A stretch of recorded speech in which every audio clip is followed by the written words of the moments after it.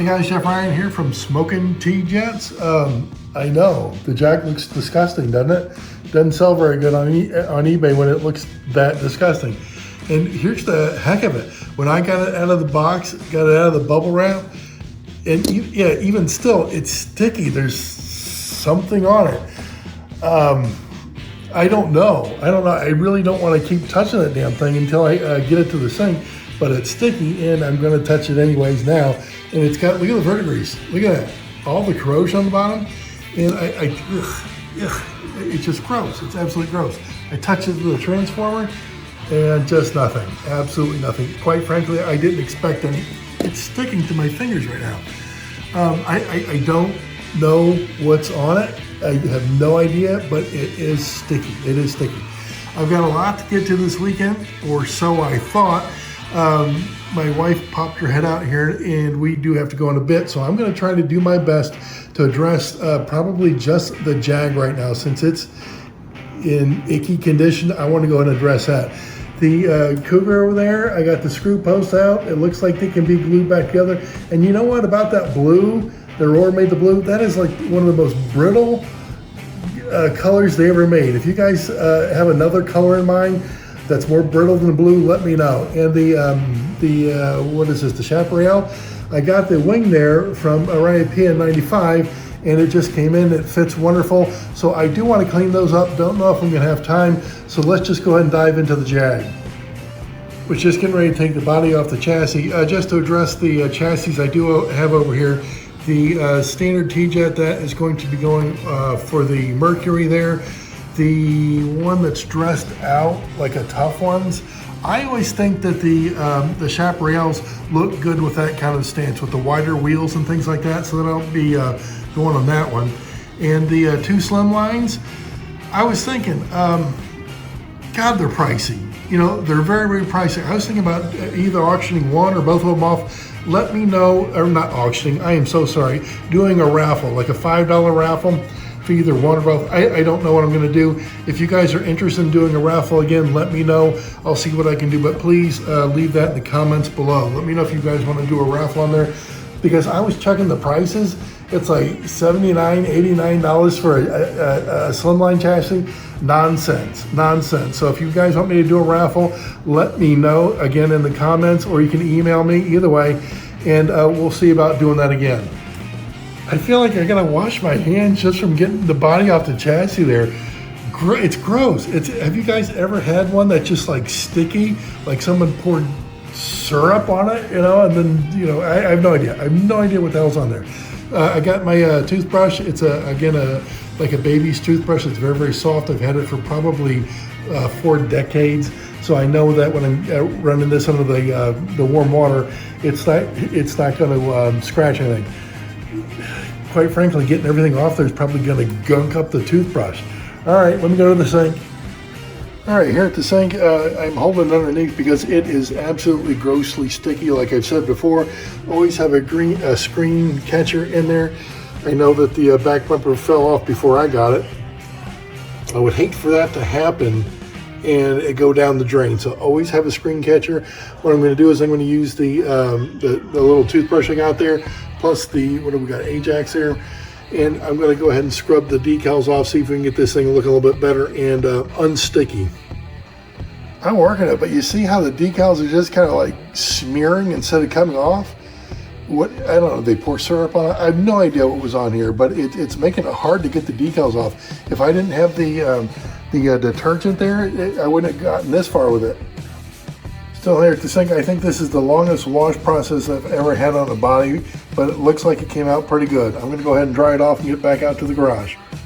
Just got a shirt dried, and I wicked the screw post out there. I left the back screw post and I wasn't paying attention. I just left it in.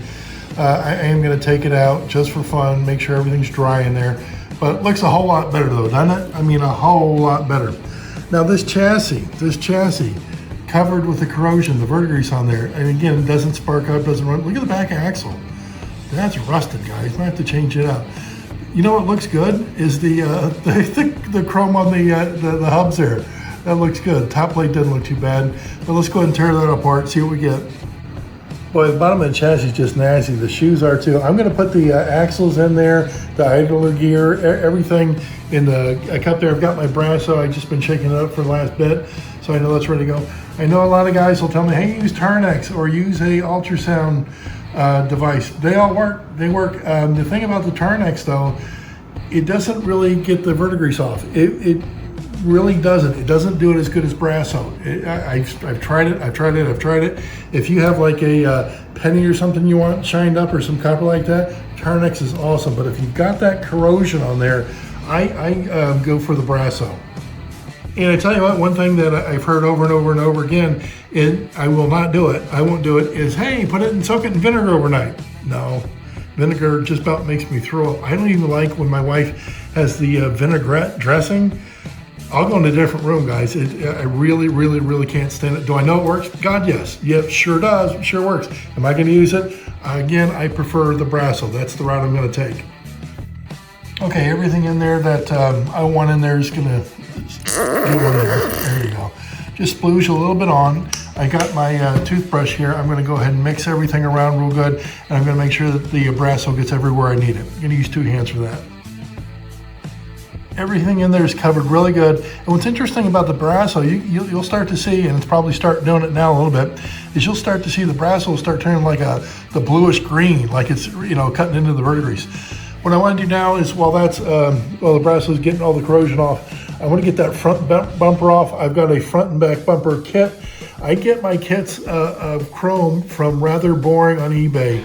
He's the model motoring gentleman, but Rather Boring on eBay is how to find him if you want to go ahead and get some of the stuff. You can go to Model Motoring and get it from there as well. When I'm doing a lot of different things and I get shipping and whatnot, and I just like put a bunch of stuff into the cart and it all gets shipped to me from different parts of the country. That's why I keep bringing him up, and I get other stuff like that as well. I'm also going to address the complete here. Doesn't look bad. What do we have? Yeah, we got a Christmas tree. Very good. So I'll take the Dremel wire brush to that and get that cleaned up for us too. Just had the wire Dremel out, took care of the top plate as far as the gears. And look at that, look at the comp plate. Absolutely wonderful, absolutely wonderful. And I've been scolded many times. You use something that aggressive on the bottom of the comp plate?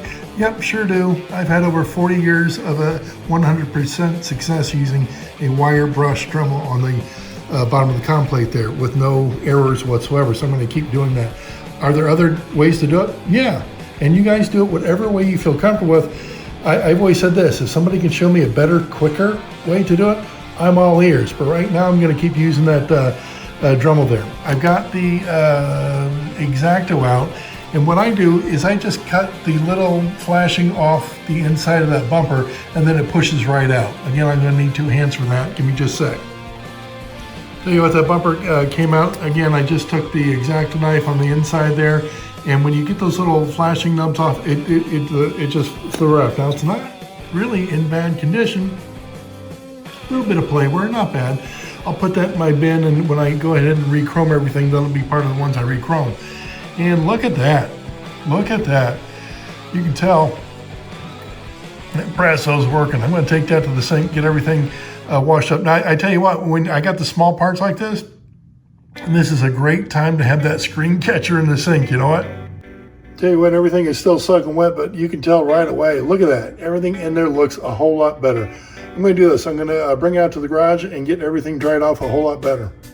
Get everything on a paper towel. It's just patting it dry. I'm going to go ahead and dry it a little bit further and take the wire brush to like the bottom of the chassis and the shoes and get everything sparkling clean.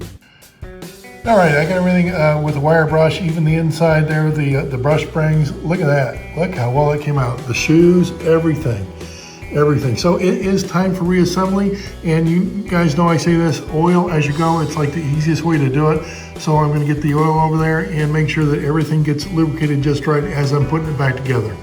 I just dropped the magnets in there. I was getting ready to put the brushes in, but I forgot to clean the brushes. The flat brushes, the easiest way that I know how, just to take your finger, rub them on the paper. It gets all that excess oil and carbon off that's probably been there for decades. So there we go, turn it over. And again, the same thing. And there you go. There you go. Now I'm just going to go ahead and drop those in and finish reassembling the chassis. Just got the engine clamp on, looks pretty good. And I know that when we touched the transformer earlier, it didn't work. See what we get. Oh, come on now. There we go. How long do you think it's been since that's run? And I tell you what, if I didn't refurbish it, who knows? You know, I have no idea how long since that bugger has been run. Sounds good. Oiled up. Oh, I tell you what, I did not oil the axles. Let me go ahead and put some oil on the axles. Did not do that. All right, chassis we know is good to go. The body, I'm going to probably put a little VRP on there after a bit, but I do want to dry fit the front and back bumper before I glue them in place. Well, I tell you what, I just got the bumpers dry fitted in there and they look absolutely wonderful. I'm going to take them off. I'm going to put a little VRP on there. That's a vinyl rubber plastic. And that should shine it up real good. You just splooge them on, rub it in, wait about 15 minutes, then go ahead and take it off. I usually have like a little paper towel, take it off. I did put the VRP on there and you can tell I've got it all wiped in. And I use the Scotch Maximum Strength Adhesive as far as for the bumpers. Now I've said this before, you can use that for like a screw post as well. But as far as like reconnecting a screw post like that, once completely broken off, I kind of prefer the Gorilla Glue, the Super Glue gel. I really like that. So about 15 minutes, leave that on there. Then again, take a paper towel, wipe it off and buff it out. The VRP is off, got it all buffed out. Looks very, very, very, very good. Okay, so I'm gonna go ahead and get the front and back bumpers glued on. Then I'll have to wait for the glue to dry, then we'll get the chassis onto the body. All right, got the bumpers glued up and everything. It is track time, guys. We know the chassis works. We know the body looks good. Make sure the transformer's on. See what we get. Okay, one concern I had was the tires, and they seem like they're fine. They seem like they're really good. Probably 60-year-old tires, you know what? Loving it, absolutely loving it. Wow, okay, very good. And look, I can touch it, my fingers aren't sticking to it. You know what? My fingers are not sticking to it. Absolutely wonderful. Guys, I hope you enjoyed the video. My wife popped her head out the door and gave me the look. I know I've got to run. I'm glad I got the video done. And again, I've always said this, if you need something, let me know. I don't care if it's a link to a product, something I said, a tip or something, just let me know. I am here for you guys. I'll take care of you. All right, Jeff from Smoking Tea Jets. See ya.